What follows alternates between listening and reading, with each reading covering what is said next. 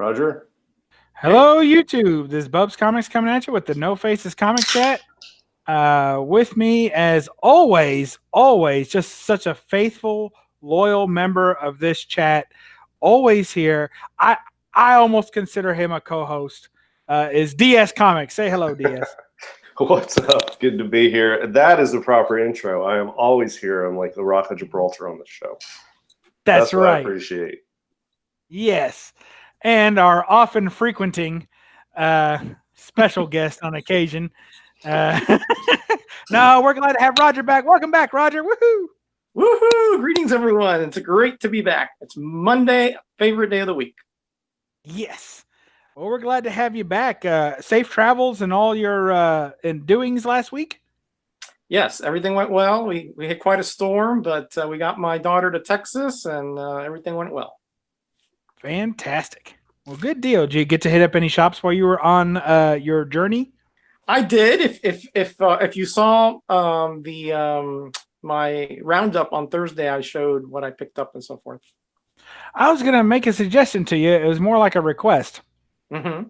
So I know you've been mixing in a lot of your like hauls and sometimes your contest entries in with your roundup videos. Yeah.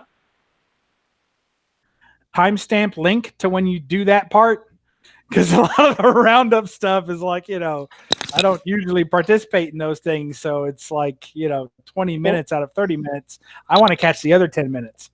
Well, what I did is I put them at the beginning. So you have. I got no excuse on that one then. I don't know how to do that timestamp stuff. That's too high tech for me. So. Mine's are unscripted, unedited. They just whatever comes out, blurb, whatever stream of consciousness comes out of my quirky head comes out. So, well, it's real popular. Everybody seems to love it. So keep it up.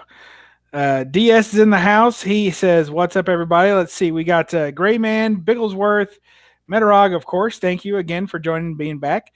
Alex, the comic hoarder's here. Probe 186, Daniel. Nice. I miss him commenting on my videos. I guess he's not watching them. I don't blame him.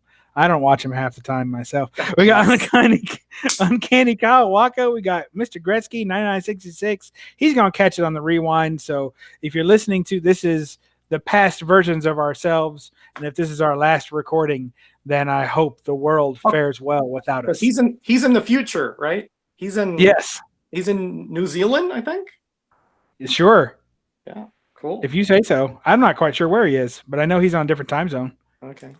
We got Area 51. Mike's in the house. I think I have a video of his I'm supposed to be watching too. Man, I got killed at work. I've been getting killed at work this week, so I haven't got to watch much videos. A lot of times I'll just put them on the background and just listen, but I haven't had much chance. Gray Man, Rayman, Silencer Man, Deadpool 2323. He's got a video out too. I haven't been able to watch yet. Yep. So my queue is growing. You guys know how that is. Yeah. Yeah, I'm so far behind. It's hopeless. I'll never catch up. Things get lost down the YouTube hole so quick. I am just, I'm so far behind. I try to catch some here and there, but it's just, it's impossible. There's just so much good stuff coming out on so many good channels, and I can't catch them all. Yeah, it's tough. I don't know how Roger. People say JB's the hardest working guy in YouTube, and I would still agree with that. But I think right up there is Roger with the roundup, because I don't know how he can manage to put that out every week on such a strict schedule. I'm impressed always. Oh, echo from the past. Yeah, that's from me. I'm trying to watch this on my phone, and I have a black screen. This is what I'm looking at. Huh. Oh boy. So I don't know if everybody is seeing that or if it's just my low tech. No, I'm seeing it. I'm seeing it on my phone. It's probably just me then. Who knows? Yeah. In fact, just a second ago, I had a picture of you showing the black screen. So yeah, that's kind of meta right there. I've seen that, right? Oh, it's working now. Oh, okay. Hey! We just had to insult it, and that's it. Yeah, that's weird. I don't know. So we have a very interesting topic. So let me give you the quick. First, does anyone remember who we are? I think Anybody? I do. All right, Roger. You're my guy this week. We are you got this. the FMV MVPs. I like it. Is that right? Yeah, the FMVs, MVPs. That's right. Yeah, okay, good. I mean, a lot of acronyms there, but fine. I love Absolutely. I left out all the periods so it wouldn't be so long. No, I really dig this title. I'll be honest. This is awesome.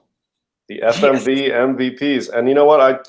I had sort of a busy day and I laid down and took a nap and I just woke up like 5 minutes ago. I had no idea what the name was until just now when you asked and I went and looked. Really cool. I like it. Yeah. Yes. Yeah. Awesome. And we can actually remember it because it's not, 20 words long, Yeah.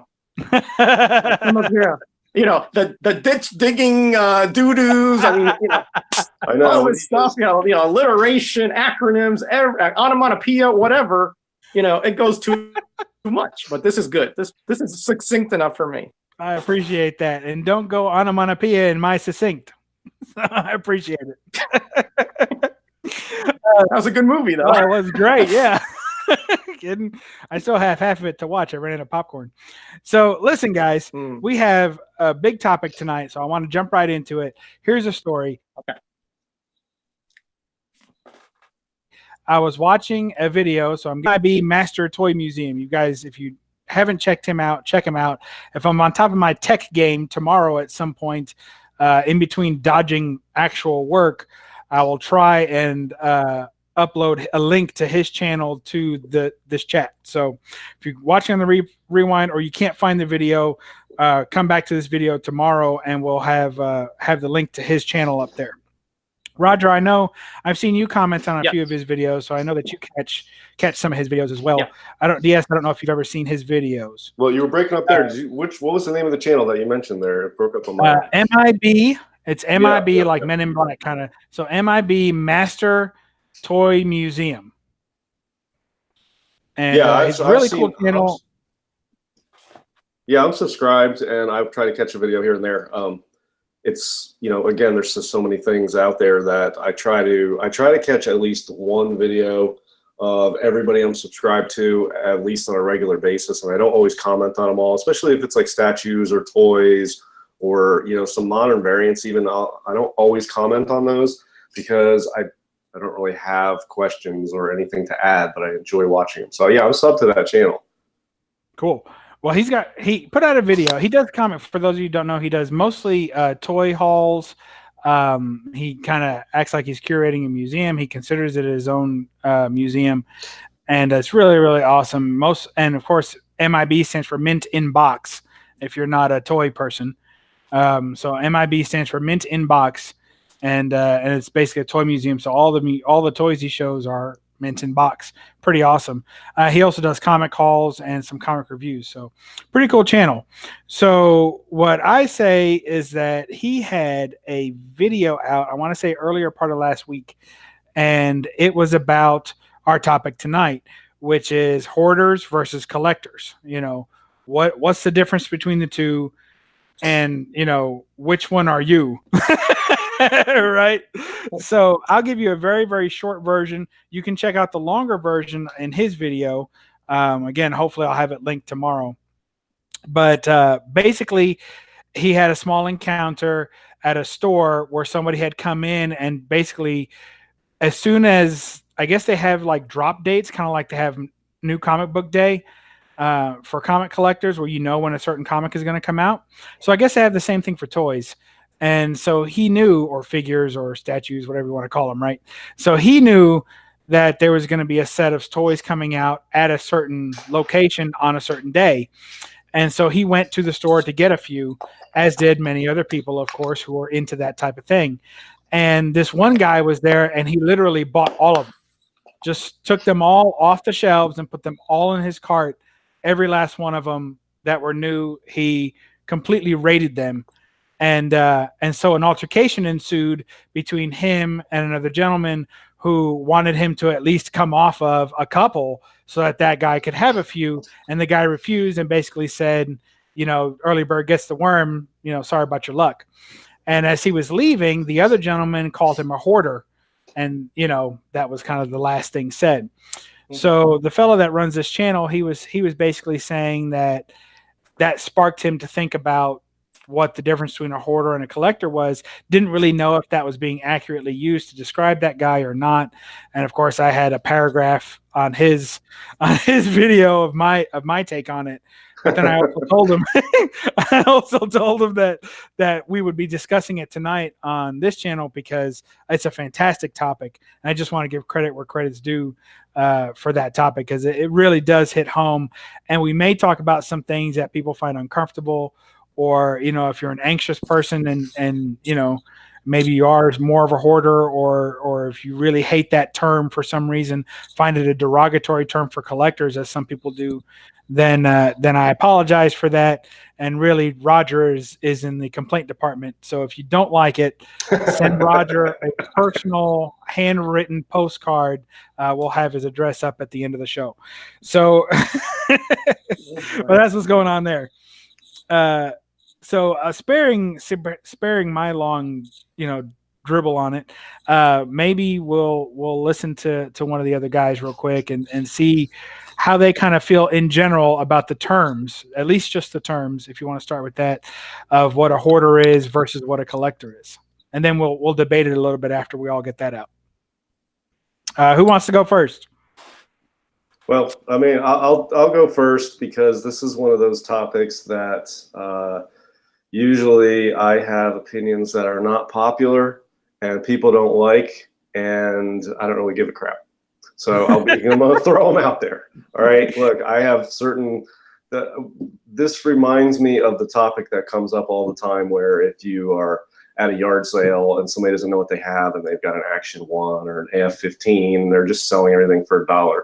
Do you tell them it's worth more, or do you just pay the $1 and run? I'm gonna pay the $1 and run guy. I know people think that's immoral, unethical, whatever. We're not gonna cover that topic, but whatever. If you jump into the business world and you jump into that arena where you're selling something, you're a seller, there's a buyer, you're on your own. That's it. It's just strangers doing business. This thing, first of all, when you were talking about that, people like to go to the comic shop or the toy store or any other number of places and grab everything on the shelf and buy them all. Do I have a problem with that? It depends. I think the responsibility lies with the store to act in the best interests of their customers, to limit sales of 1 per customer, 2 per customer. But no, I've never looked at it that way. That's very interesting. I never thought of that the store had a responsibility in that. Look, if you're going to a store to buy something, and if you're going to flip it, look, recently you and I talked about the Art Germ long-haired variant of that Captain Marvel book that was at Walmart, 2 per store. I went out to both Walmarts fully intending to buy both copies from both Walmarts just to flip them, which means that some other kid or a collector went in there looking for it, wasn't going to get it, because I scarfed all 2 of them from both just to flip them. And I don't feel bad about that at all. And the one Walmart I went to didn't have any. The other one had 2. I grabbed them both and I brought them home and I immediately just flipped them on eBay. So look, it's up to the store to look out for the customers and to do what they can to provide customer service and limit those options. For me, I'm out going and buying and selling for myself. I don't have to look out for other customers, other collectors, or whatever. Now, if there's 10 of them, I wouldn't buy all 10, but I wouldn't be mad at the guy in front of me that bought all 10, and then I was right behind them, and I was like, what the hell, man, don't buy them all. If he's going to buy them all, I wouldn't be happy, but it wouldn't be directed towards him. I would try to buy one off of him, and if he wanted to mark it up right outside the door and I have to pay more, that's fine. That's not ideal, but this is how business works. I would go to the manager of the store and be like, look, man, I'm not going to come here anymore. I'm going to tell everybody not to come here. These things are collectible. You got to limit these per customer, 2 per customer, 3 per customer, 1, whatever. You can't just let somebody buy them all. I mean, what the kind of business are you in? So that would be my complaint, would go to them. I'll just throw that out there. But if there's something valuable or collectible and the place has 4 of them, I'll buy them all. Sometimes I stock up on something and they only have 3 or 4 of something at Walmart, and I need more than that even for myself. I'll just buy them all. I'll clear out the shelf. You know what? It's Walmart's job to stock more or to limit the sales per customer, whatever. That's initially how I feel about it. But I don't consider that to be hoarding. Hoarding to me takes on more of a non-focused, non-specific, disordered sort of holding everything. And it's sort of like an impulse where you can't control and you just buy and keep everything within a certain area. Even sometimes comic collectors seem to be hoarders. I feel like they are still very organized. They're still targeting certain areas. They're not just throwing it in a heap and filling their house with it. So even the collectors who are quote hoarders are sort of just, I don't know, over the top collectors, and they're collecting more than they have the means to. But I don't know. I mean, hoarding and collecting, it's like a Venn diagram, and those circles have a lot of overlap.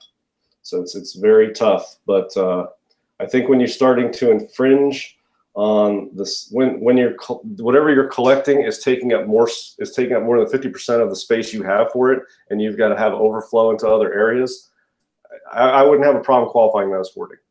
So that's my initial thoughts on this, and I'll let you guys digest that and see what people have to say about my views. I think that's interesting. I know two things. I never thought about the store having the bigger responsibility versus the customer. I like that a lot. I think that pretty much would alleviate a lot of the problems that they have. That if they're expecting this and they think that it's going to be a big seller, then they need to put some limits, some buying limits in place. And if they don't want to, then they're basically saying they don't care, and that's fine. Then like you say, you go somewhere else who maybe will give you that level of service where whatever time you get there that day, there ought to be at least a few available. I mean, somebody that fills up their whole cart, that's kind of an extreme, but I think we've all kind of seen some version of that before, so it definitely happens. And I do agree that as far as people, I think the organization of it is a very key point. You have to be organized. If you're not organized in any way whatsoever, then you probably don't know what you have, and you're probably buying more of something you already have, and that tips the scale a little bit towards hoarding, because you don't even know what you have. You can't appreciate it. You wouldn't know where to find it if someone asked, and so it's kind of pushing it a little bit towards, why are you buying another one? There's a little bit of hoarding going on there. And then I also think that what was the other thing you said about having focus to what you're picking up? I think if you don't have any kind of collecting goals, and you're literally just throwing things in a bucket, and whatever you find you buy and you keep, and there's no rhyme or reason to any of it, but it fits the lowest standard of goal, which is that this is something you don't own. I think anytime you're buying something purely because you don't already own it, that's probably a little bit of hoarding too. What do you think, Roger? Well, yeah, I mean, I totally agree with, as far as the store having responsibility, I totally agree with that, of course. I mean, and we see that all the time, where they limit items that are, collectible, or that people or limited release. But Walmart, their goal is to make, they don't care. They want to sell it. So their objective is different, but ultimately, though, it's to their detriment, because people are going to be frustrated when they go and there's not enough stock and so forth. So yeah, I agree with DS. The store should bear some responsibility there and limit the purchases of certain items. Now, if we're talking about food, staples, no. But but when we're talking about collectible items, things that have a limited release, that those should be thought about. And again, that's the corporate structure and the manager of any certain Walmart should be in touch with those kind of things. Now, the comics, they probably consider those sidelines, throwaway items. So I don't know if they would limit comics, but something like what MIB was going after, probably they should have recalled. Yeah, true. I mean, I have a few thoughts. First of all, I mean, the epithet that he was told, a hoarder, is totally inaccurate at that level, because as you may or may not know, hoarding is an obsessive compulsive disorder, and without a diagnosis, that person had no foundation to throw that out there. He's just frustrated and wanted to, get it off his chest. So I understand that. And it's not something that we should consider lightly, because there are people who have ruined their lives because of this disorder, and I've known a couple of them, unfortunately. And yeah, they cannot see that what they're doing is leading to their ruination, and sometimes they will hoard things, and they will forget to pay their bills. They will forget to pay, rent. They will forget to eat.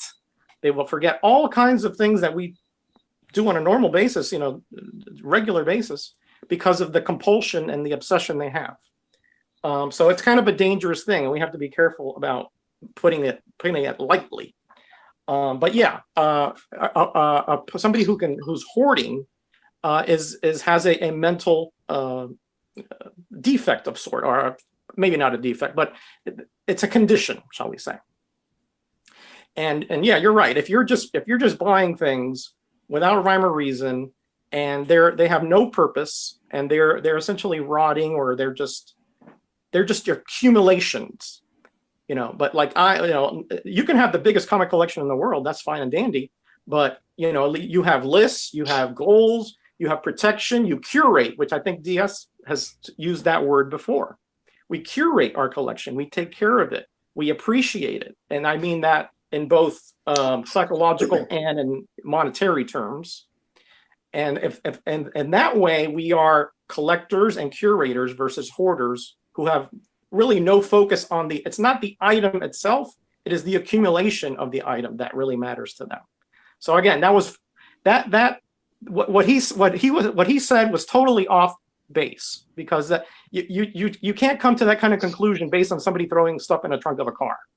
That's just, he was just frustrated that he got there and got the stuff that he wanted, and that's the long and the short of it. Yeah, and I think there's a couple requirements in order to be considered a hoarder. One is you don't ever sell or get rid of anything. It's 100% one-way stuff coming in. If you are, buying 1,000 books but selling one here and there, I don't think that qualifies as hoarding. And yeah, the other thing is focus, and yes, Roger, curating. If you're curating it, you're having another dimension to your collecting. And look, your collecting can get out of control. And I'm going to throw two names out there. They're both YouTubers that I love. They have great, what I consider, collections. I don't consider them hoarders. And if these two are not hoarding, then I don't know who is. There's nobody in the YouTube community that is. One is Silver Age Dave, and I'm sorry he's not in the chat, but he doesn't sell hardly ever, I think. He will give stuff away, and he buys like there's no tomorrow. He keeps multiples of copies. He has extra building, but he has stuff displayed. He has a true love for the art, and he's not just getting whatever. He just loves so much stuff, and he just gets so much stuff, and he keeps so much stuff. But even that's not hoarding, but I think his collection is far more than I could even manage to think about in my head. And the other one is Don the Comic Book Junkie. If everybody's familiar with him, this guy has, his collecting goals are, he wanted 20 copies. One of his goals for the year was 20 copies of that Hansa Bronze Age, Hansi, the Bronze Age SS Nazi girl. Yeah. And he had, one of his collecting goals was 20 copies of that. His new collecting goal he did recently was 25,000 comics or something. Is he a hoarder? That guy doesn't sell anything, and he buys everything. But if you see his videos, his comic room is ultra organized. I mean, he's got stacks upon stacks of long boxes, but he knows where everything is. There's nothing on the floor. Like, he has his dog running around in there. The dude has everything organized. I don't even consider that hoarding. Now, those are collections that are, in huge. My mind, they're huge. They're out of control. I would not be able to manage that. But there's a definite focus, I mean, Silver Age Dave curates like obsessively, more than anyone, because he gets different materials. He cuts them to size. He's very creative with certain things he does for curating his collection. Don the Comic Book Junkie as well. I mean, those two come to mind when I think hoarding thrown around in this hobby. But even that truly is not hoarding. But so even at that level, it's not hoarding. But well, I think you're making a very good point, and that is that it's very difficult I agree with both of you, because what Roger's saying is that it's a true diagnosable, ailment. And we won't say illness, but it's at least an ailment and an affliction of sorts. And it's almost impossible to diagnose that from the outside. And even seeing what you see, like you're saying, DS, from the outside looking in, looking at these collections, you can almost think that it's hoarding until you hold it up against a few standards and you find, well, actually it's quite organized. Actually, there is care taken. There is, every now and then they might buy something they already own, but that's because they wanted 20 of them and that was a goal. So it's not haphazard collecting. It's still goal oriented, which is another hallmark of a collector as opposed to a hoarder. And it's selective too, because if you see Don the Comic Book Junkies like want list, we all have want lists, and we usually all write our want lists on a backing board that we're not using anymore. Yeah. So his want list is like, he's got the title, and then he's got 219 issues with commas in between them all, and he draws a little, and that's one item on the want list. And then he's got another title, and he wants 462 of that one. So even at that level, it's very selective. They don't buy everything, but if there's something they like, they try to get everything. And it's, this Venn diagram, if somebody's not familiar with a Venn diagram, you have to look it up. But hoarding and collecting are the two circles that were in the Venn diagram. I think there's a third circle up there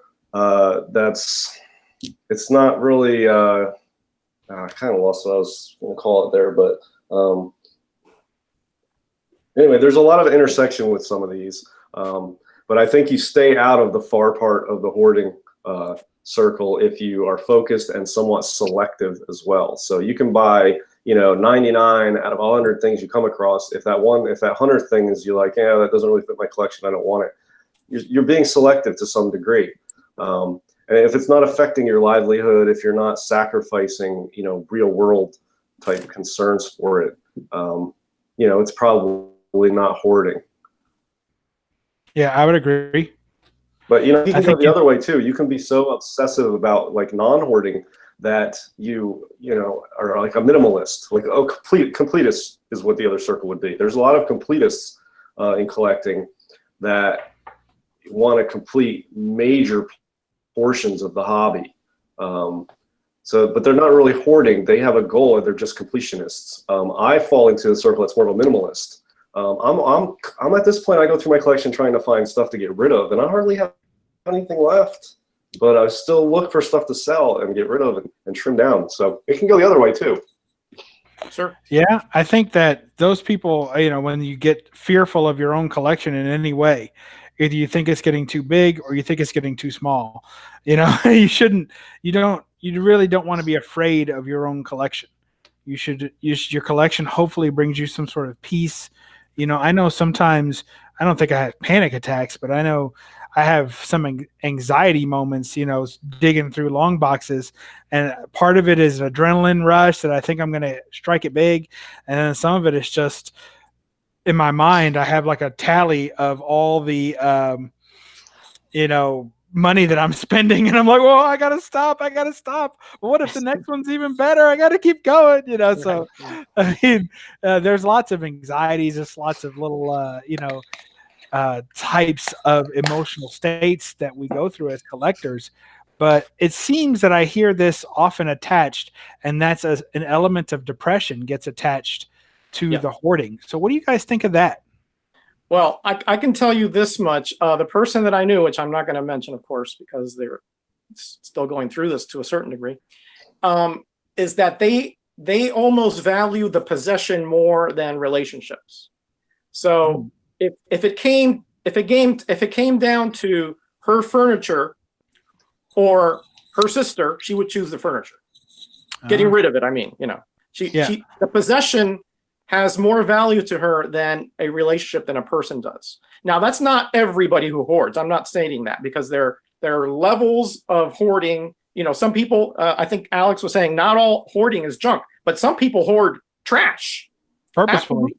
Absolutely. They have, and I've been to a house like this when I worked with the government, where they kept the trash in a bedroom, and it just kept piling up in the bedroom to the point where you could no longer, when you couldn't open the door because there was so much compression in the door of all this refuse. And the rest of the house was hoarded, but not, the trash was in one room, right? So it's a psychological disorder, which I don't even know if it's really if it can be diagnosed to any pinpoint degree, but I know that when you start giving your possessions more value than your relationships, you got to really seek out some help, because you're going down a slippery slope, which could lead. And I mean, you may start as a collector at some point and get so obsessed that you might transform into a herder. I don't know.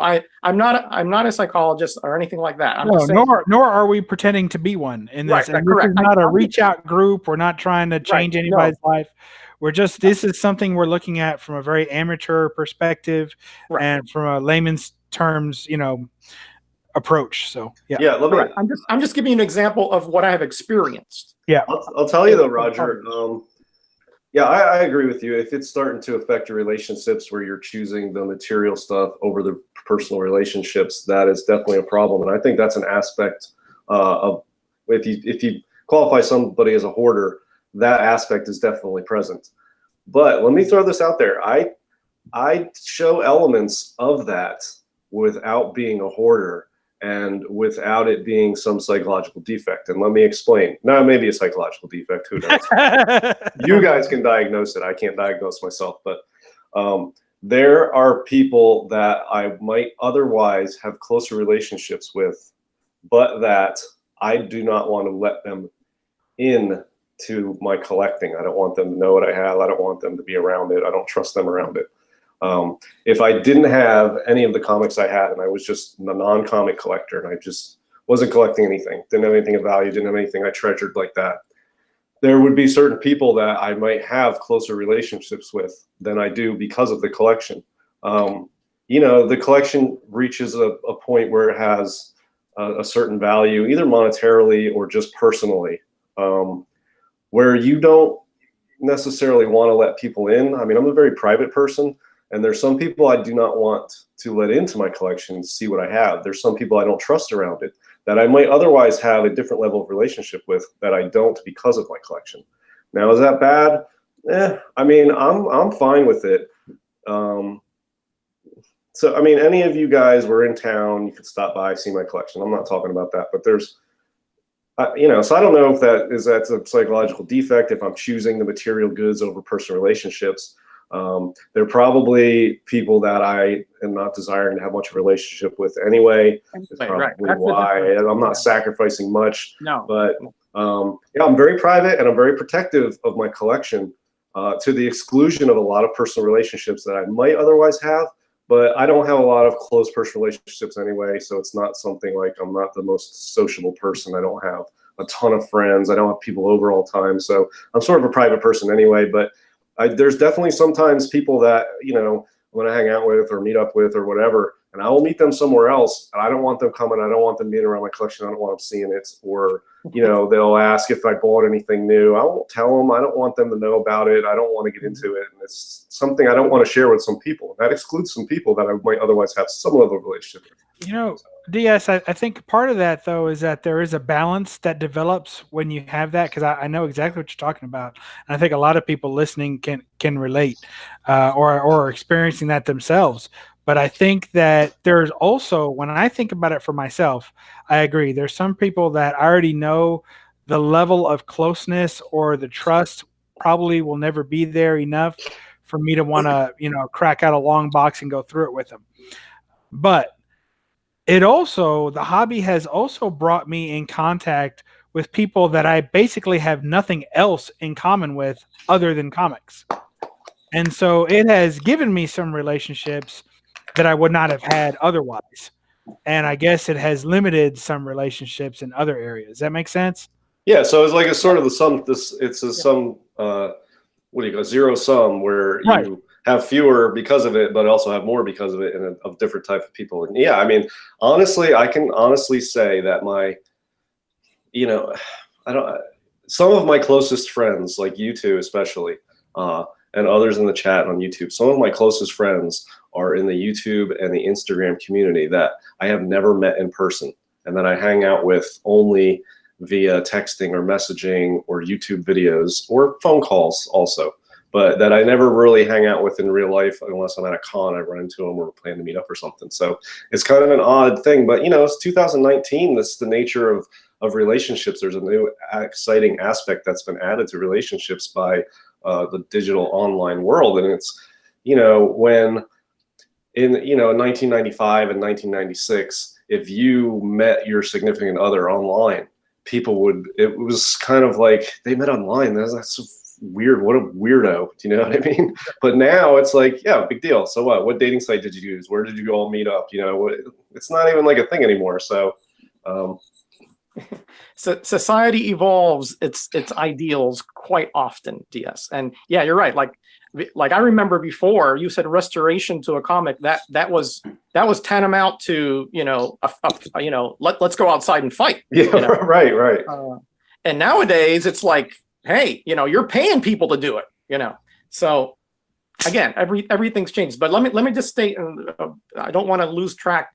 What you were talking about is a little different. You're talking about using your wisdom because you think that these relationships would not benefit you and would be detrimental to your collection or to your way of thinking. And that's very different. I mean, when I say a hoarder will sacrifice, what I'm saying is, like, for example, you know, if they're living with, you know, a son or daughter, right? And they need more space, they will throw that person out so that their stuff can fit in it. Sorry, I know. Look, again, we're not professionals. If you go seek professional help, I promise you that person will not laugh at you. However, right. When you throw your kid out to make room for your comics, right, I'm laughing at you, but you're also kind of my hero. So take it for what it's worth. Well, I'm not saying this wasn't comics at all, of course, but okay. I'm just saying that when you get something to that level, you know, then, or the kid wants to leave because it's so embarrassing. Oh yeah, I've seen that. Yeah. You know, then you gotta really think about, hey, where are my priorities? You know, and we're not talking about. Yeah, well, I've got I've got this comic room now working. It's not ready to go, but I have a room now. We've reorganized a little bit, so I have officially a comic room that's mine in the house. And Mrs. DS, I tell her, if you want to go in there and work on it, because I got a table set up. It's a nice little workspace if you want to do something on the computer or whatever. I'm like, you can use that space if you want to go in there. Just don't mess with the comics, obviously, and you don't want to. And she's like, no, I'm not even going in there. Not even going to go in the set foot in there. So it's not that I'm excluding her from it. I would include her in the comics, but I'm so OCD and anal about them that I wouldn't. She knows that it could just cause a problem if she's in here and touches something the wrong way. She'd just rather avoid it. So I'm not like actually excluding her from the area, but she is self-excluding her because she knows how over the top OCD I am about my collection. I don't want anybody touching it or anything. So it definitely has effects. Respect. I mean, she's just respecting your space. I think that's good, right? I know, but yeah, exactly. No, it works out fine and it's not a problem, but it's the collection has caused a sort of a way that the relationship develops in one particular sense that works for both of us, but it's my collecting and the way I collect has caused a certain area in the house for me to be uncomfortable with anybody in it, even her, and her to be uncomfortable coming into it, and we're fine with it. But I mean, even when you're at that level of collecting and your significant other is, you know, it's an area that she's not going in, and I'm cool with that, and she's cool with that. You know what I mean? It's not like a common area. It's just an interesting thing about collecting, and there's nothing bad about it. We don't have, it works fine, but it's just it doesn't happen in other areas of the house or other areas of your life even. But the collection is just something so special to most of us that I'm super protective of it, even with the most important people in my life. I will share all of this with her, but I don't want her going through it from my home. Do you know what I mean? Yeah, I think that's cool. I think I appreciate that she definitely respects your wishes and even goes further than that because you're telling her she can use it, and she still was like, "No, I'm good." You know that my wife and I share my comic space or her makeup room or the workout room because on occasion I will use it for that, but mostly it's her. And so it is a common room because there's just not room enough for more than that. And before I met her, somebody in the chat, the comic collector had mentioned that he showed his wife, I guess at that point, wife to be, right, about the collection and what it was going to be like, and she stuck around.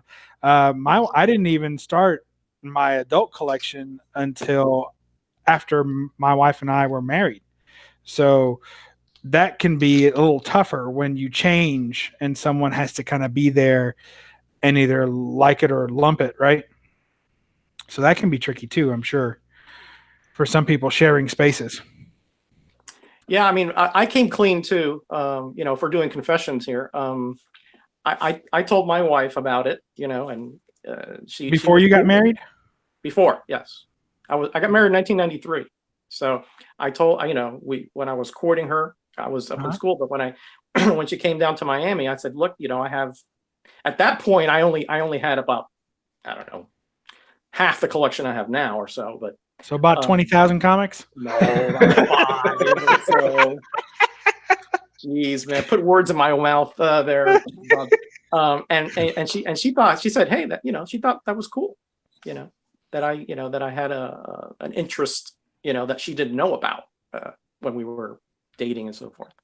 So I came clean with it. She's okay with it. I mean, she thinks that it can't get much bigger because it's just it's a big deal to move around, to when we moved here, it was, it's true. They're very heavy, these things.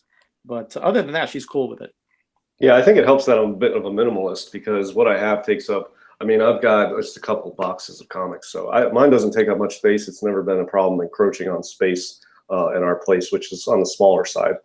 And, I've gotten back into serious collecting since I've been with her. So I didn't have this passion to this level and this collection to this level. I guess the passion's always been there, obviously, but the collection was never, when we got together, I was not collecting like I am, but I had some still from when I was younger, but they're at my parents' house. So she's been there through the entirety of this coming back into my life as a hobby. And she's extremely supportive of it, but she has very little interest in what it is in and of itself. She doesn't really care what I buy or sell, how I do my hobby. So she doesn't have a lot of interest in it, but she's very supportive of it. But she's also very careful to not, do anything in the room where they are.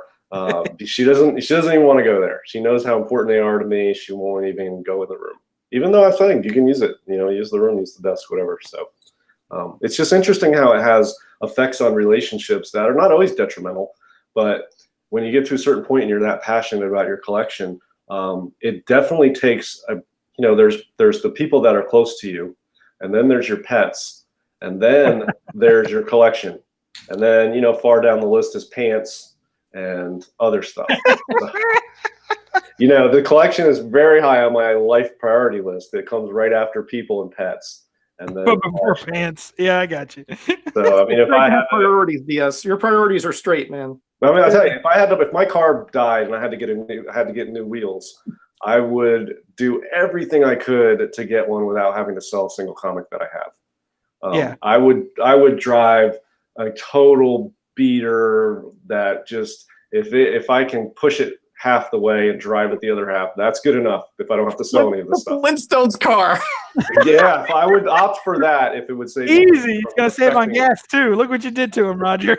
Right. So hey, no drafting semis, DS. That's dangerous. Okay. Yeah, but she knows that if there was like a health issue or something with one of us or with a family member or something, and if it came down to it and we needed money and it was a health issue or something, the comics would go. They're not that important.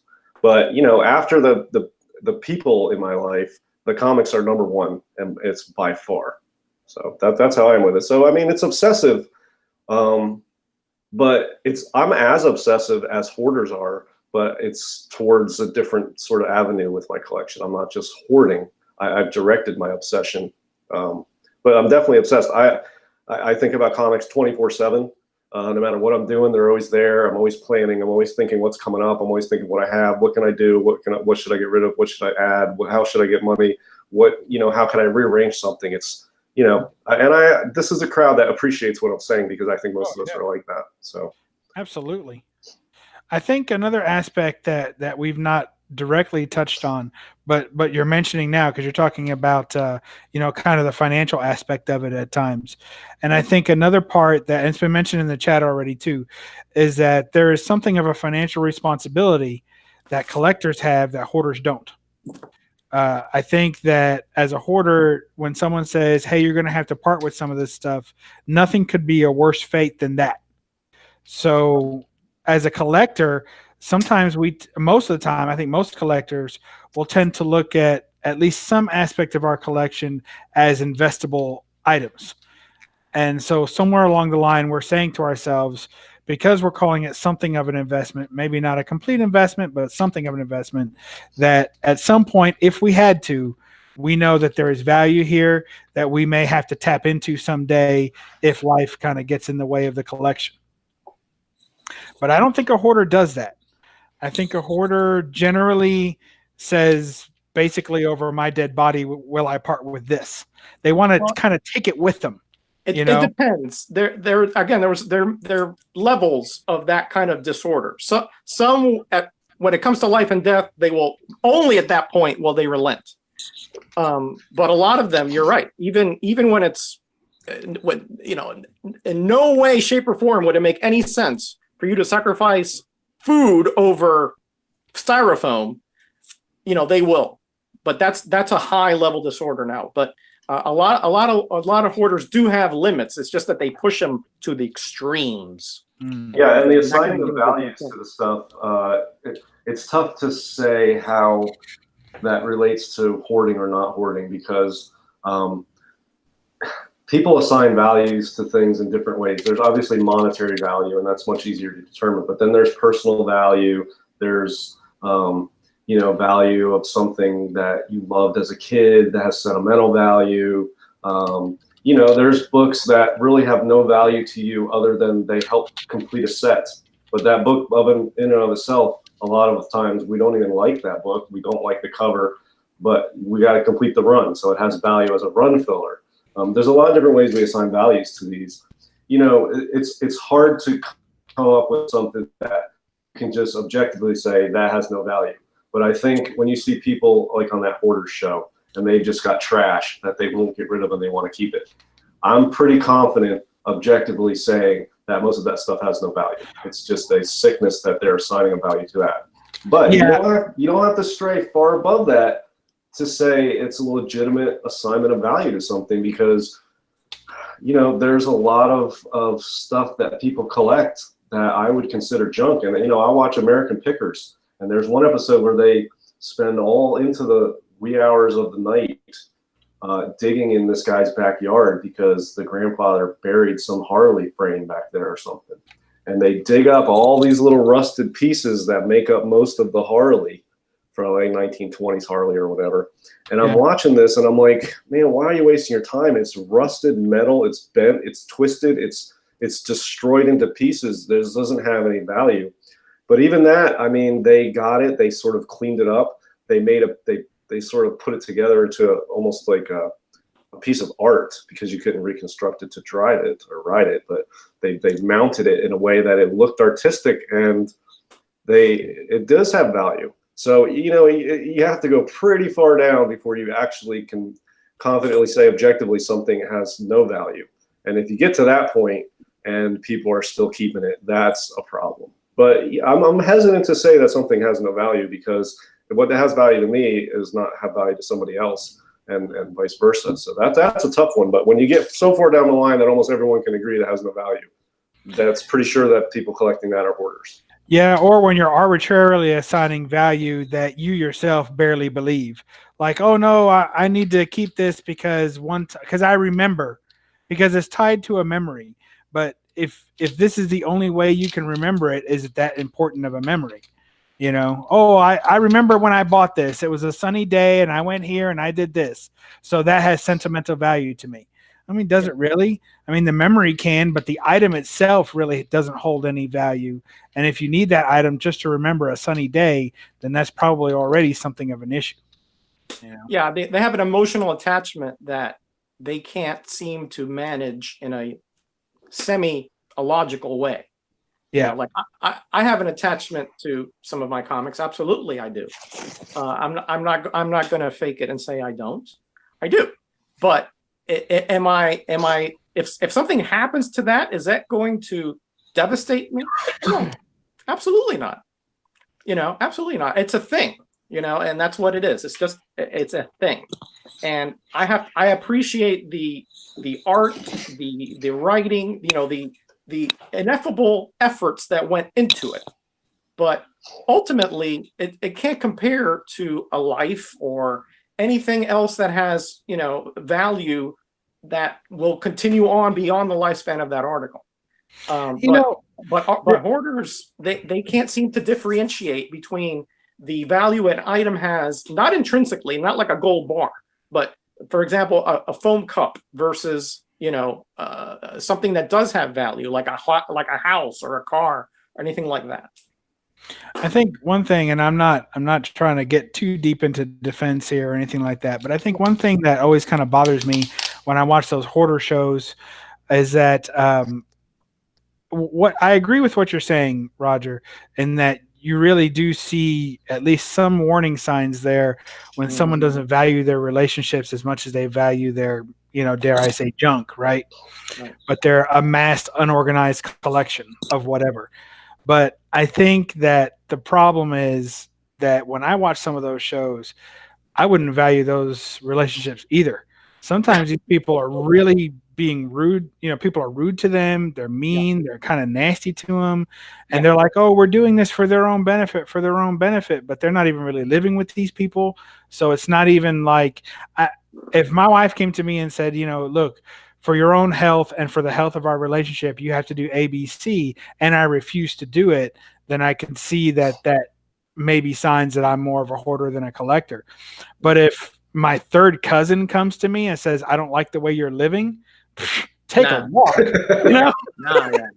Yeah, that's right. I mean, it's kind of a very dicey subject because, like I said, I've experienced it secondhand. I guess it wasn't a relative of mine, but but I did see the ruination that it led to, and the illogic of it just made it was really just surprising and shocking to see the value that was placed upon items which you could pick up off the street essentially.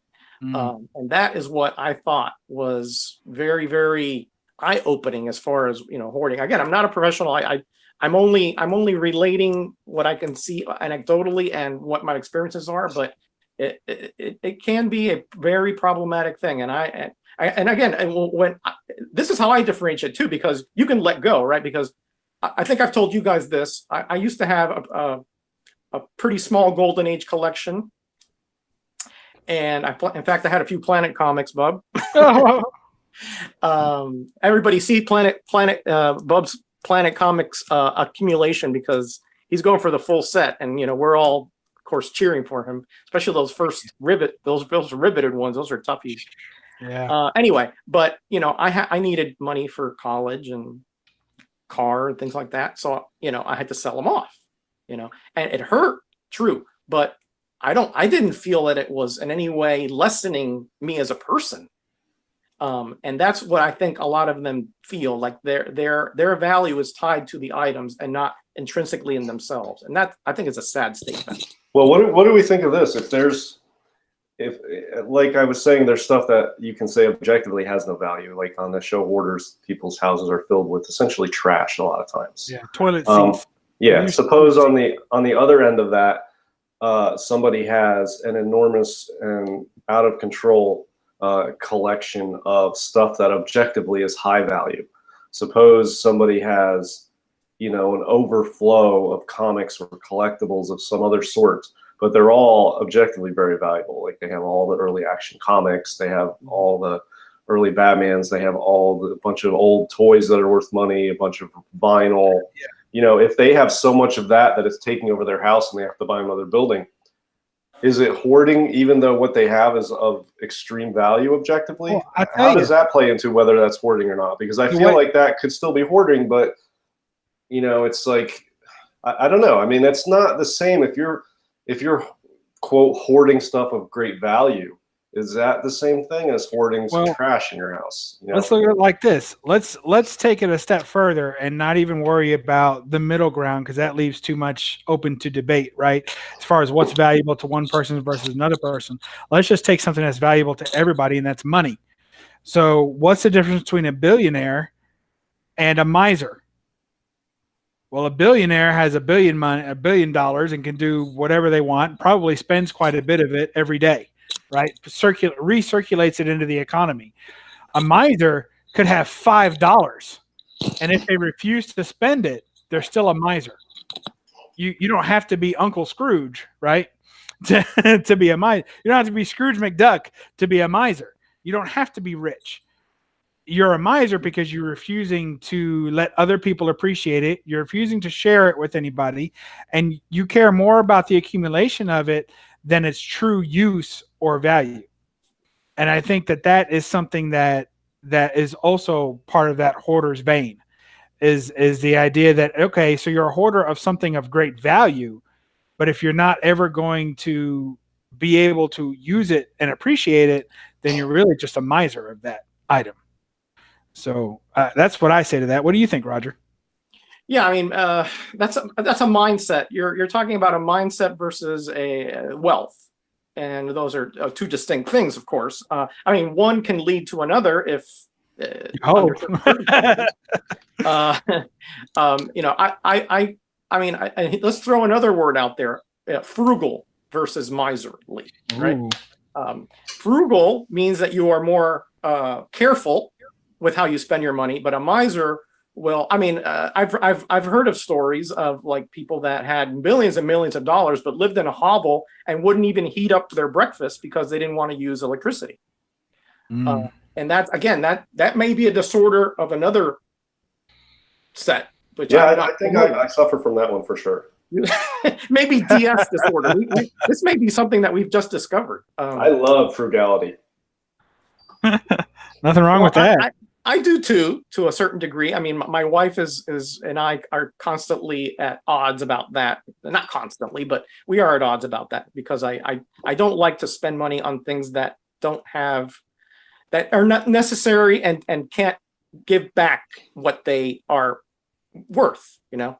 So for example, I mean, I find it ridiculous to pay $100 for a dinner, you know, when you can spend 10. You know, and get a commensurate amount of meal that will fill you and nutritious, etc. You know, but that's just me, right? But a miser, how do you feel about food in tubes like the astronauts eat? Are you a big fan of those?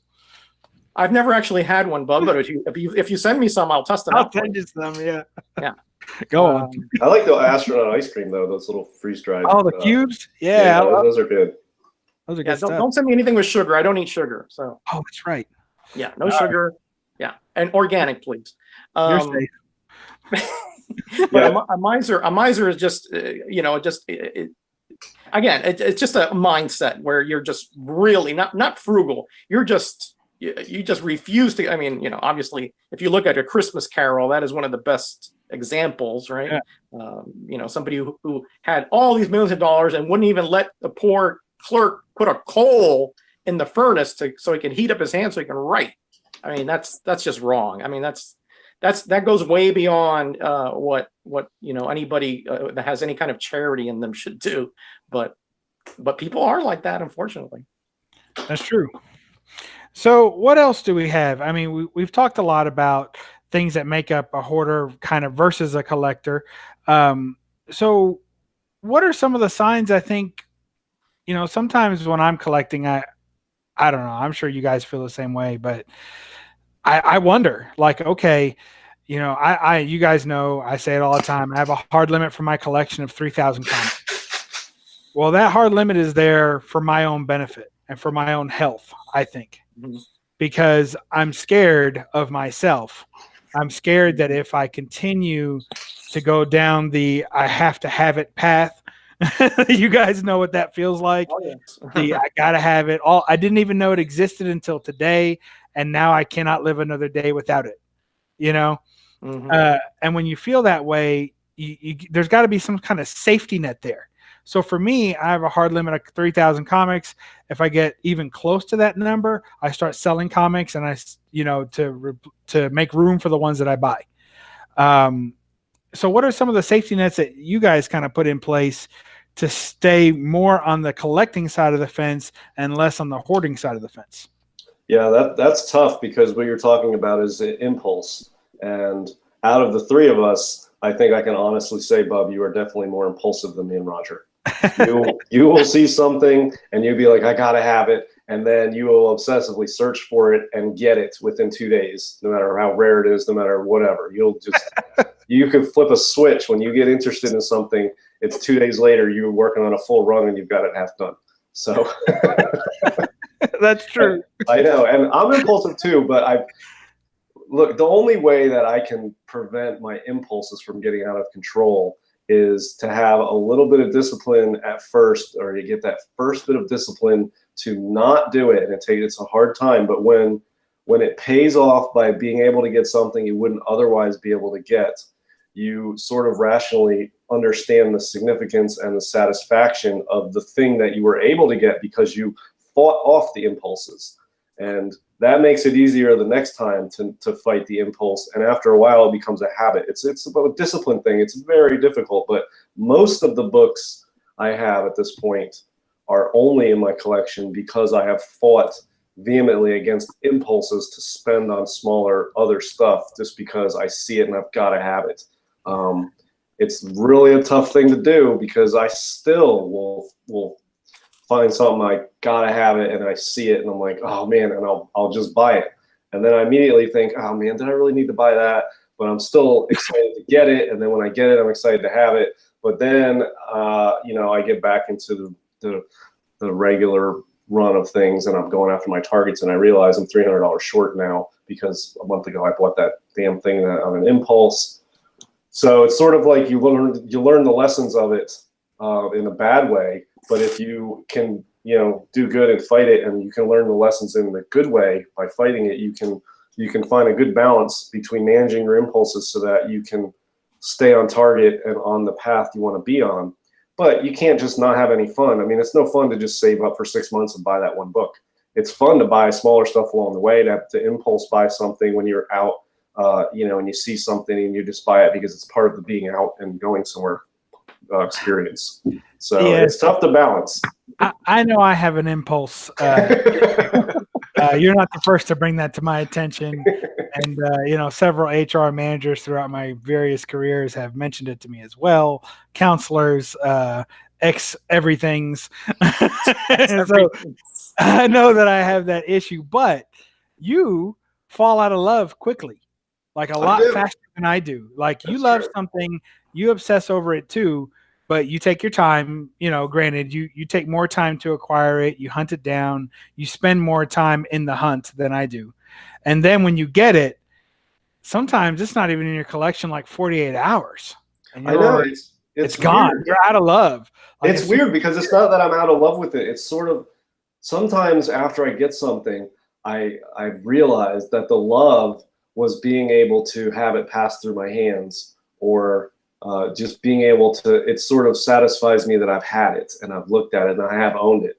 And even if it's a grail, I'll pass it on and I'll be like, it's like I thought that I wanted this because it was an absolute keeper. And then as soon as I get it, I can't wait to sell it for a profit and get some money. And then I realize at that point sometimes, it still has that value to me, but the value wasn't that I couldn't wait to get it and hold on to it forever. The value was I couldn't wait to get it and own it and pass it on. And it's strange. I do that though. I mean, I'll obsess over something and be disciplined to get it. And then when I get it, I sell it. So it's hard to explain, but sometimes I don't realize why I love something or want something until I have it. And then its purpose becomes clear to me that I'm meant to have it, or I wanted it because it's something that I just wanted to own. And it's a good item. Some items are more fun to sell than other items. It's really fun to put out a book, a specific book, regardless of the value. It's really fun to put out a certain book for sale. And I didn't realize how much fun it would be to sell a certain book, to tell people, hey, I've got this for sale. Sometimes that's very enjoyable with certain books. And I didn't realize that was going to be the enjoyment when I wanted it so bad. you know, that Nightmare 13 was an example. I wanted that book for a long time. And then I found a really good copy and I got it graded and came back like the 4th highest graded, and it was worth thousands of dollars. And I immediately realized, yes, this is a book I want to sell for a profit. And I picked up a lower grade copy, but yeah, I really wanted that book and I found one and I got it. I was so thrilled to get it, and I got it graded and it was a beautiful copy. And then as soon as I got it back graded, I was like, I'm selling it. So sometimes I don't know the purpose until I get it. Yeah, I could see that. That makes sense. Roger, that's And the quintessential hunt, BS, comic actually, collector, that kind of Bigglesworth logic. are saying it's the joy of the hunt. Yeah, you know, my Hulk 181 was so fun to hunt down and get one. And once I got it, I was like, you know, it didn't do it for me. Fantastic book, but it was like I hunted it, and it was a challenge to get it at that point, and it was expensive, and it was a hot book, and I got at the grade I wanted, and it was a beautiful copy. But all of that dissipated as soon as I had it in my hands. I was like, all right, whatever. It's time to sell this now and get some money out of it, because the fun was just the hunting and the getting. After I got it, it was like, yeah, so what? Big deal. Yeah, Well, that's actually pretty much true. I think for most of us, that the hunt is what really excites us, right? Because we always have that one, you know, kind of out of reach, either grail or even an obscure book. And we've been looking and we've been stalking, and we're almost like predators, you know, we lie in wait and we just see, you know, things go by and we just leave it and leave it and leave it until we wait for that big wildebeest to come up, and then we pounce. And well, according to DS, I'm running out there like the damn Tasmanian devil. again, there are exceptions to the rule. Some of us go after smaller game, jackrabbits, meerkats, etc. Some of us wait for wildebeest and oxen. And some of us go after House of Secrets 92. And man, Bub, when you were going after that book, I was like, hell yeah, great book. Look around, find a copy, and then next day you're like, I got it. This is the copy. I'm like, I don't know if it is. And remember you got it and then you returned it. Yeah. But yeah, you jumped on that, and I do that too. We all do that, so that's why it's good to be able to bounce these ideas off each other, and we can keep each other in check, because it's really hard when you're inside your own head to realize whether you're in check or not. So you're right about that. That's why I email you guys sometimes or text you, hey, does this sound like I know it's not legit auction, I know it, but I'm hoping one of you two will say it is. And, even a so season pull the trigger, season, right? Yeah, season collector, you Roger, this thing. Something particularly would hunt, but I see why you are hunting it, and you see it, and you so want that listing to be true. You so want it to, like, I want this to be legit. It's not too good to be true, and you sometimes need another person to tell you, yes, that is too good to be true. It's not what it is. Because I will, you know, I in my own head, like you were saying, I will second guess myself over and over and over. But if one of you two bring me down and say, that's a Chinese auction, that's, you know, Bob, say, look at the picture, you can tell it's a picture of a picture, then that calms me down. It's out of my head in 5 minutes. Yeah, and it gets difficult when there's something that if your part of your collecting is also flipping, and you're trying to find deals, especially on eBay, because things are fast and loose on there. It's like the Wild West. But I'll see a listing come up, and I know that, I mean, I think I know, this is the problem. I think that I know that this is a good deal, and this book's going to be gone in about 3 minutes. So I need to know whether I'm going to pull the trigger on this now or it's not happening.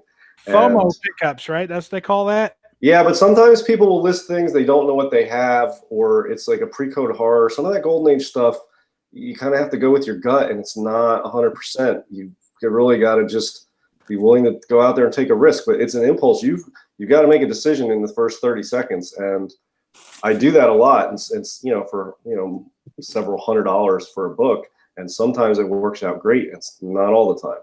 So you've got to, for flipping, you've got to go with your gut, and sometimes you have very little time to make a decision. It's tough, and you know, auctions, you get caught up in auction bidding. So your impulse affects your collecting in all these different areas. Stuff comes up and you think it's a great price, or the fear of missing out, or movie news, or you know, any number of things that can trigger your impulse. And sometimes it's beneficial and sometimes it's not. And it's a very difficult thing to navigate when you're collecting comics. Very, very tough. Roger, what do you do? I mean, you've got the, by the numbers, largest collection of us, and your halls are often filled with what I would consider bin dives, right? So Yep. you're finding great deals, you're filling in holes, you're filling in runs. Where's the line for you that you feel like, the safety net's in place? I can pick these 20 books up today, and I don't think I'm in any danger of being a hoarder. Right. Well, there's a couple ways that I sort of keep myself in check. One is that I have a fund in my PayPal account.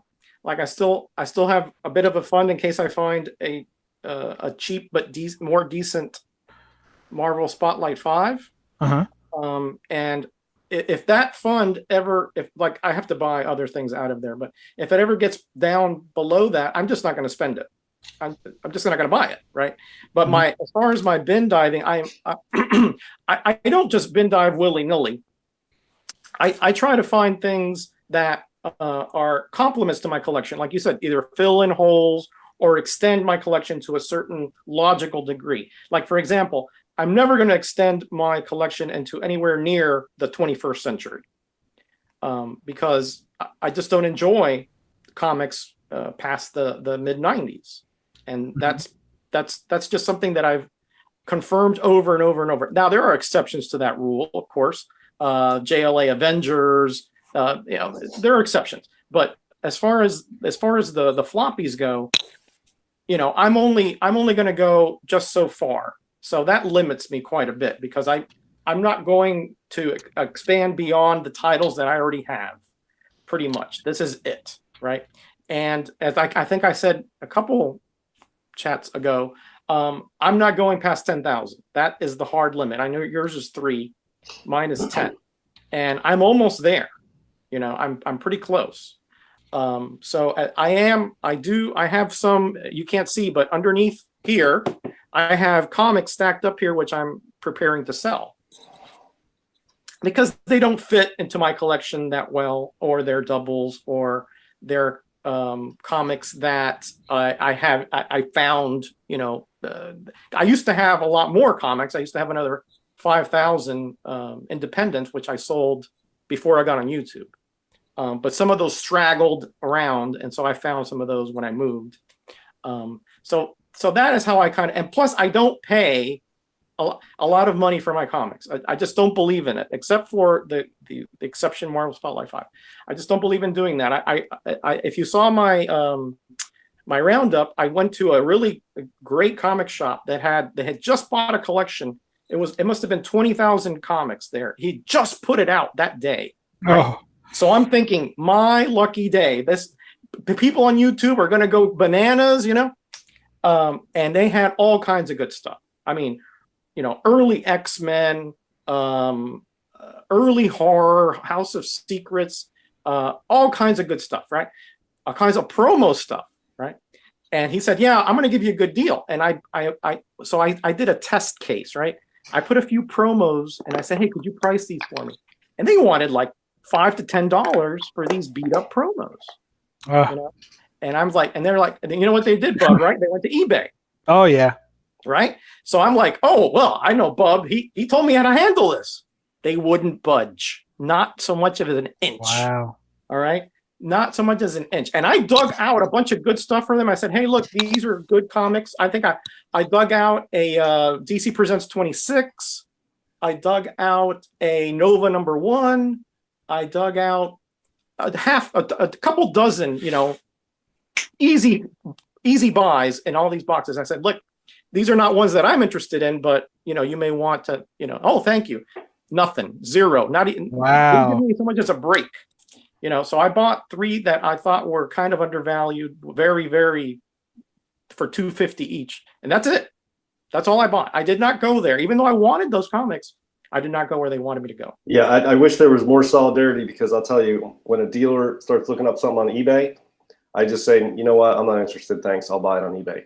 And that's it. I'm done with them forever. I will hold a grudge, and I'm done with them forever. That bridge is instantly burned and exploded up, and I'm done. And I wish all collectors would do that, and we can put an end to this practice, because you're not eBay. You're a comic shop. You're an antique store, whatever. You want to get eBay price, put it on eBay. Pay the 13% fee. You know what I mean? Right. Yeah. I can't stand that. When that happens, I don't care what it is. I mean, I can't even think of a book I would get so angry thinking about it that it's a principle that I will not sacrifice for virtually any book. There's no book that's that great. I mean, there's a couple that would be monsters, but the ones I'm talking about, they wouldn't look up on eBay. But these are ones you wouldn't look up on eBay anyway. If the dealer starts looking up something on eBay or they haven't priced it yet, you know what? Price it. Ask me, get an idea, or I'm not sure, let me do some research. And then after, go on eBay that night and price it and tell me to come back. Fine. You're going to look up something on eBay in front of me. I'm done. Keep it. I'm not interested. I'll look for it on eBay and I'm out. And I'll never go back there. That's how strongly I feel about that. I tried everything. I said, listen, are you taking into consideration condition? Because look at this, look at this. Oh no, this is what it's selling for. I go, but are you seeing the condition? No, that's just what it's selling for. Well, again, like DS says, at that point, I'm done. I mean, I only bought those 3 because those, for whatever reason, those were 3 hard promo books to find, and they didn't really price them correctly.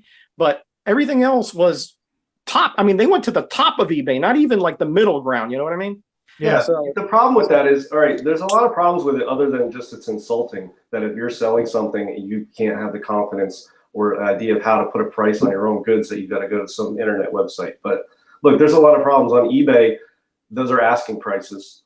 The sold listings, even, those are specific conditions, specific, days that it was sold on. You can't look at a price on eBay and say that's what yours is. There's condition issues. There's the 13% people mark up an eBay sale. They'll list something on eBay for higher than they would in person because you have to pay 13%, 10% to eBay and 3% to PayPal. Yeah. Totally different dynamic. There's a lot of problems with it. I looked at Bub's video. Trust me. I said all that. People will look did up a great job of that, but these people were not budging. The only reason they budged 50 cents on those is because I told them I'd pay cash. That's it. That's it. And even the sold listings, I've seen them do it where they'll look up the sold, like this one $350. No, it's $350 or best offer. Go to watch count. What's that? You know what? I'm out. Like, and if anybody doesn't know what watch count is, they're at watchcount.com, I think. It will show you what the actual payment for an item was that sold on a best offer. So it says $350 or best offer, and it's sold, and that $350 is in green under the sold listings. You can go to watch count and find out what was actually paid for it, like $275. But it's not eBay. I'll buy it on eBay if you're going to charge an eBay price. You know what I mean? It's like, that doesn't help build relations. There's so many fundamentally things wrong about that, doing business with comics that way at a store, that there's so many things with it. Like Knights of Old said in the chat, some have gotten mad at flippers and now feel knowledgeable customers are against them. I agree. I know there's times when I've been in a shop, and if I display my knowledge at all, then I get looked at like a poacher. Like they think I'm trying to steal their good deals. I'm like, but because they want to be the only poacher on the block. You ever try to sell books to a comic shop, or they mark up a variant the day it comes out, or the employees will take the variant for themselves and it never ends up on a shelf? Look, I support comic shops, but the way they're being run, and some of them, and these practices they do, they have no qualms about ripping you off. You bring in, an Action 1 and you don't know what it is, and they offer you $100. They don't give a crap. There's a way of doing business that has been around for all of humanity, and some of these comic shops don't treat it with the respect and the relationships that it should be in business world. And this is prevalent. Some industries have more of a prevalence of this than others. But it's like car salesmen and car dealerships have a certain stereotype and a certain image that you don't trust them, and it's because of how that industry is. They BS you, and they put fake numbers on it, and they pretend they're going to give you the best deal, and they add all these fees and whatever. Comic shops have the same stigma in a different way, and the ones that fall into that, I don't deal with them.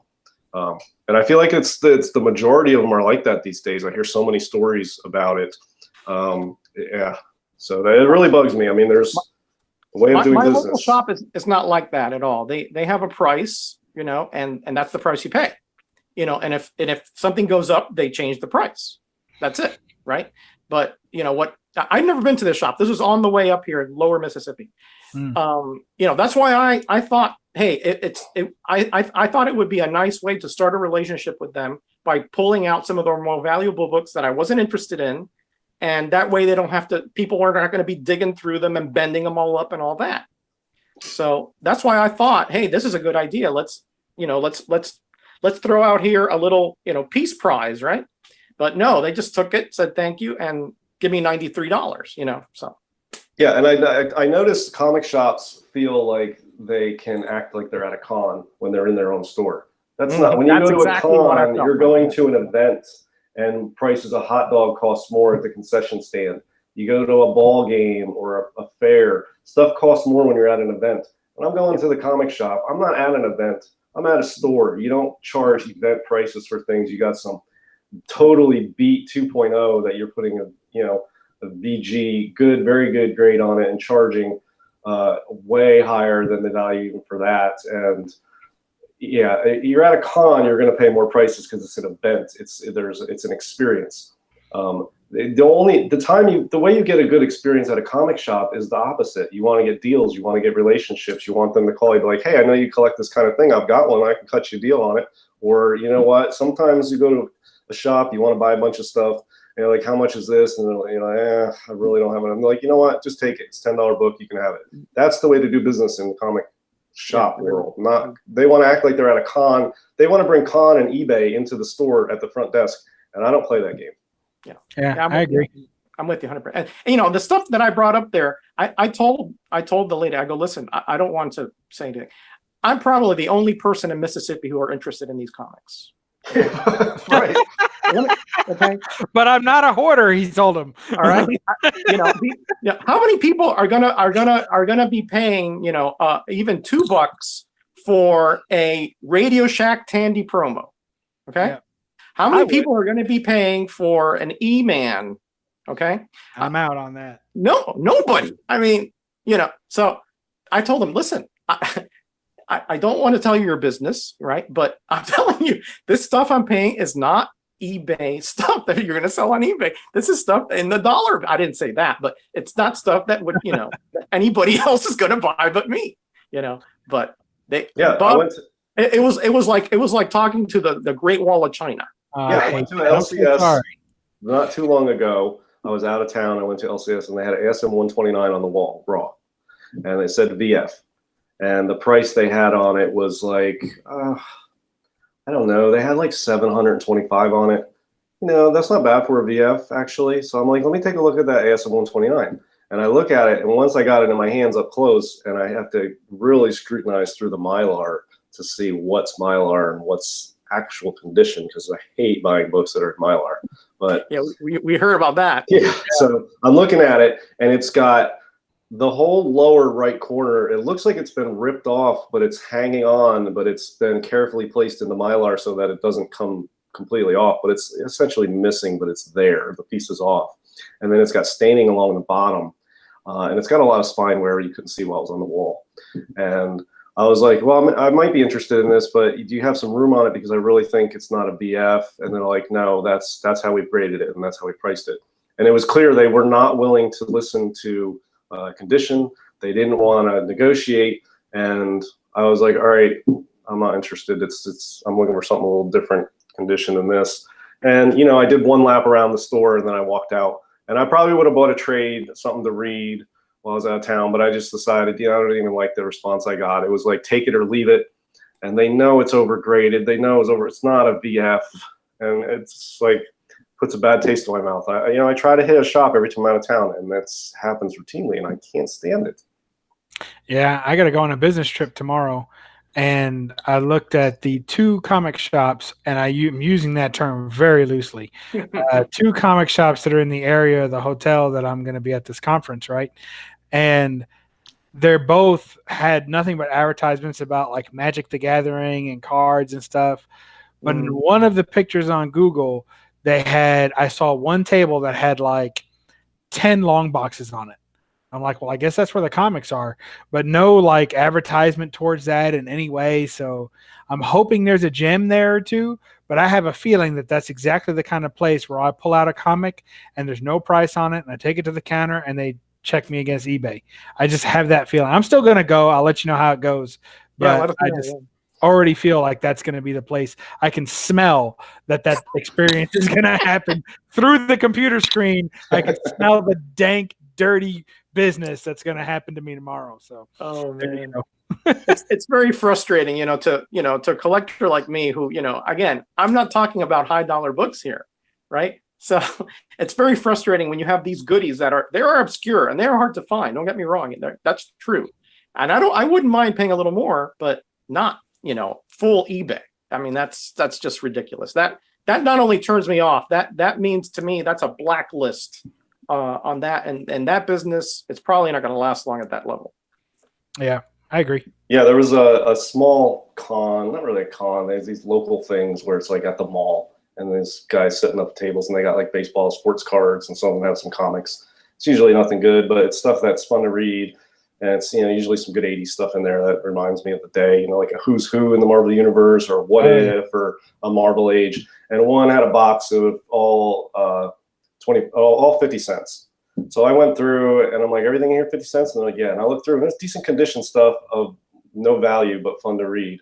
So I grabbed the stack and I was like, I don't know what I had, probably 25 or 30 of them. And so, 50 cents each or whatever they were, it would have been $15. I was like, hey, how much for the stack? I'll give you $10. They're like, how many are there? I'm like, I don't know. I mean, this many. They're like, well, how many? They're 50 cents each. I'm like, I don't know. I'll give you $10 for them. They're like, well, they're 50 cents each. So I just set them down. I'm like, all right, I keep them. They're 50 cents each. I'm not playing this game. And, maybe I'm one of those customers that they're like, thank God he left. People don't want to see me come in trying to buy something. But, I'm not trying to strike some big bargain here. And there's, you got books there for 50 cents. You bought a lot for $10 and it's got a couple hundred books in it that are worth nothing. Yeah, I'll give you $10 for a stack of them. I'm not trying to count 50-cent books. They're not worth anything. And they will 50 cents each. Count them and they're 50 cents each. And it just rubbed me the wrong way. And maybe that shouldn't have, but it's only a couple dollars difference. But that's my point. It was only a couple dollars difference. So, I didn't even count them really. It was just a handful. So I don't know. It's just things like that that bug me. That used to happen to me, but it took me like 6 months to train that one LCS I had near me to allow me to make deals with them. Because when I first walked in, it was like you said, it was hard to the penny to the dollar. That's what they were charging. And then I started off really slow. Like the first time, I paid what they asked, because every now and then you got to give them a win. If you win all the time, you're probably not going to win often in the future. So I gave them a win early on. And then the next time I went, similar to you, I had like a stack of like 12 books that were 50 cents a piece. And I was like, I knew that they were going to try and nickel and dime me. So I was like, look, I'll give you $20 for this stack. And they're like, well, how many's in there? The same routine, or $10 a stack. I don't remember. The same routine, but this time I wanted 2 comics. I told them exactly how many were there, exactly what that price was. And I told them, but if you look at it as just giving me $1 discount, then I'll take all the stack for that. So it takes time to work up to the point where I was walking in there and just like walking out with armfuls of stuff and paying like 20% of value. It took a long time to get to that. And then funny enough, they shut down. So I don't know. I don't know what happened. Well, part of my frustration is that I'm also a seller. I sell stuff to fund my hobby. So I have a fair amount of experience selling comics. And my theory or my practice in selling is churn them and burn them. I'm not trying to get top dollar. I'm trying to sell it quick. So when I list stuff on eBay for a buy it now, I'll usually list it at the lowest of what that is. I'll find what's the lowest 9.8 of this ASM 252 on eBay plus shipping, and I'll list mine for under that by $5 or $10, and it usually will sell quick. I take a little less. It's still a profit, and I just want to move it quick and get the money and move on to something else. And I just churn it and burn it. And some of these shops, they just want to hold stuff forever. And when you have wall books fading, when the colors are fading on wall books at a shop, they're not doing good business. That's a sure sign. If you walk in and see books on the wall that are faded because of the light coming in the window and they've been on the wall that long, pretty sure they're not doing business the way that I would. So is it right or wrong? I don't know. But I mean, if you've got books that are fading, then you're not moving your inventory quick enough. Yeah, I agree.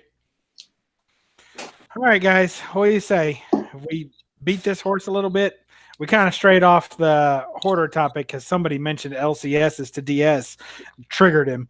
So Yeah, I'm not a fan of LCSs. And when people tell me you go support your LCS, no, I'm not supporting my LCS. When they start supporting the customers, then the customers will start supporting them. And that's why so many of them are doing so poorly, because they are trying to prey on the customers instead of taking their anger and frustration out and going after Diamond and Marvel is really what's hurting them. But they're trying to turn around and put the pain on the customers, and that's not right, man. We're the ones that keeping you guys in business, but you got to meet us halfway. You got to start running the business right and not letting Diamond and Marvel run the show, because they don't care about us. Marvel and Diamond only care about the comic shops, and they will those are their customers. But I'm like, whatever. That's all right. I just got to stop talking because I'll go on for hours about it. I get so irate about the we've talked about that before too. I know. Well, next time you need to take a break from the show, DS, we'll go ahead and make that the topic of the evening.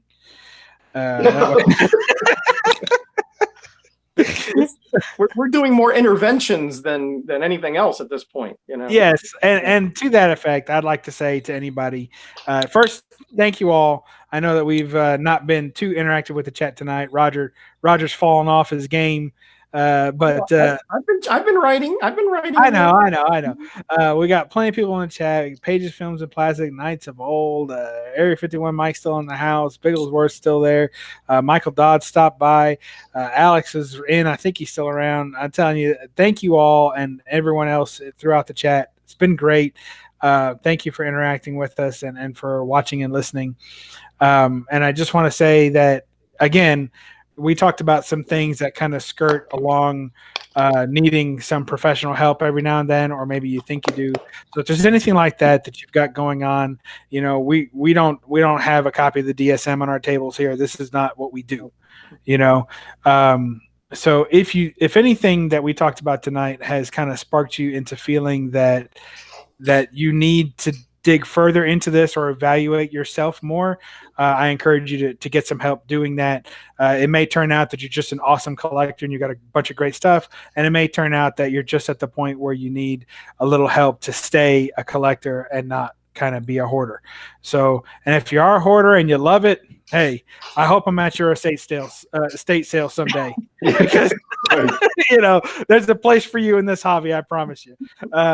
But all that aside, I want to thank everybody for being here and for interacting on this topic. And I know it was a little bit different than some of the things we talk about all the time, but I was kind of sparked to do it from the MIB Master Toy Museum video, and I just thought it was a great topic. So thank you all for being part of it. And of course, a perfect panel as always in DS Comics and Metarog being here and sharing their worldly wisdom with us. So thank you guys.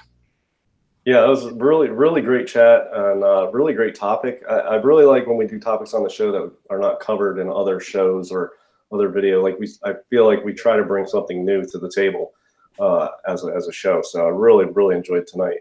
I forgot to mention, but ironically, I think between the three of us, I'm the only one who does not have a limit. I will collect up to 10 or 15 or 20 or 100,000 books. I'm just very far from my limit, but I really don't have a limit set. I've got a want list that's 1,000 books long, and I'm trying to get them all, and I'll keep going. I don't really have a limit, but yeah. So anyway, yeah, great show. I'm really, really glad for everybody who keeps returning to our chat. It's phenomenal, and that's all I've got. So everybody do their homework, and I'm done. Thank you. And Roger, you want to say your goodbyes? Yeah, I agree with DS. One of these a little more of a serious topic today, but I think one that if it sort of spurred anybody to contemplate what their situation is and either reaffirm that they are just good collectors or maybe they might need help, then we've done our public service for today. So thank you everybody for you guys are just awesome. I'm so honored to be able to be on this forum and this chat with these two fine and august gentlemen, and all of you. I am again very blessed. So everybody be blessed and be back. Thank you, Roger. And this is BUB'S Comics signing off and telling everybody to get out there and read a comic. And if somebody asks you, where is your comic, and you don't know, but you may have 20 of them, then, we've been here for you now, but go find somebody to be here for you tomorrow. So thank you very much, and get out there and read a comic. We'll catch you next week on No Faces Comic Chat. Bye bye.